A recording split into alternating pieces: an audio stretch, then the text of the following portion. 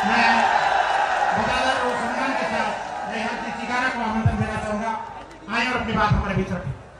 आपके बाद सम्माननीय पुखराज जी घर का उद्बोधन होगा, उसके बाद सीधे नेताजी आपसे मुखातिब होंगे। सम्मानित बुजुर्ग, नौजवान साथी, आवाज सुन रही मात्र शक्तियां, मंच पर बैठे बुद्धिजीव, आप सभी के चरणों में हरियाणा से आए आपके प्यारे बच्चे हर्ष चिकारा की हाथ जोड़कर राम राम। आप सभी साथियों को राजनीति की आज वो कड़वी सच्चाई बताना चाहता हूं जो शायद ही कोई बता पाएगा।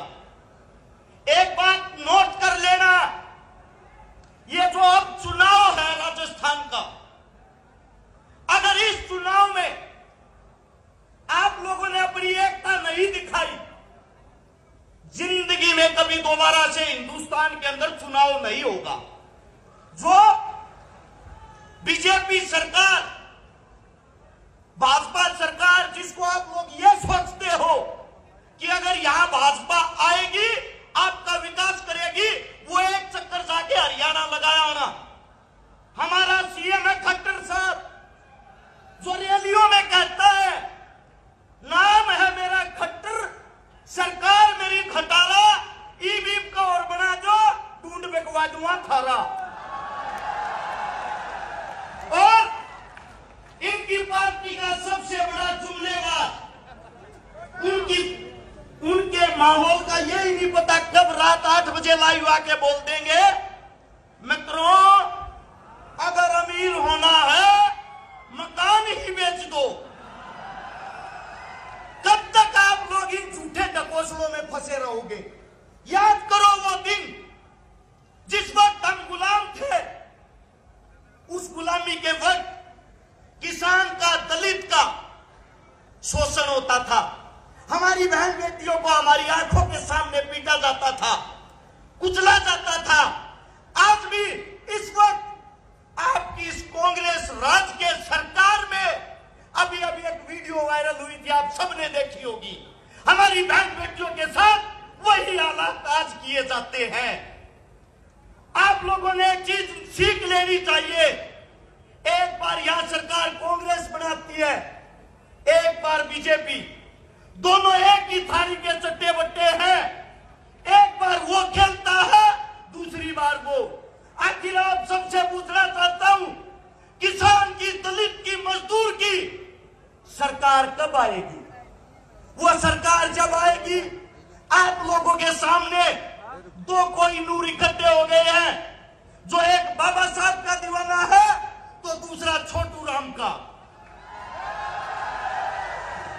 और इस हिंदुस्तान के अंदर जिसने संविधान लिखा, बाबा साहब, उसके दीवानों के साथ आज भी क्या किया जाता है आप लोगों को पता है?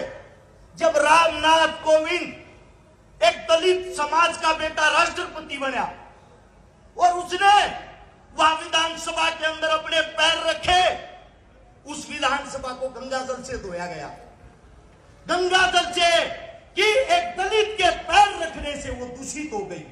आज भी दलित भाइयों के साथ इतना अत्याचार होता है, घोड़ी पे नहीं बैठने दिया जाता, मूछे तक नहीं रखने दी जाती। आज भी दलित बहन बेटियों को गलत नजर से देखा जाता है, बलात्कार तक कर देते हैं, रिपोर्ट तक नहीं लिखी जाती। आज बड़ी सभा के माध्यम से आप सभी को एक बात बता देना चाहता हूं, मैं एक हनुमान का सैनिक इन दलित भाइयों की घोड़ी के आगे लट के जोर पर हम खड़े होंगे और हम देखेंगे उस घोड़ी को कौन रोकेगा।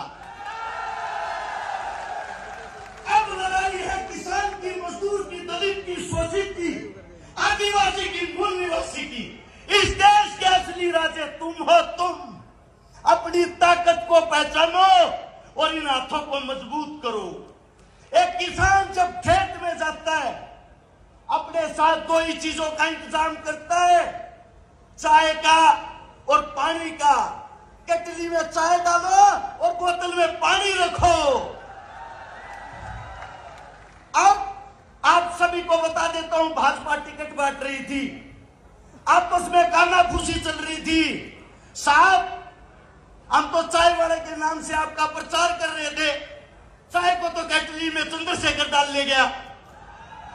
आप सभी को बता देता हूं, ये अंतिम लड़ाई, अगर इस लड़ाई के अंदर आप लोगों ने अपनी ताकत नहीं दिखाई, इस लड़ाई के अंदर आप लोगों ने अपना जोर नहीं दिखाया, जीवन में आप लोगों के लिए आगे कोई योद्धा और कोई लड़ने वाला नहीं रहेगा।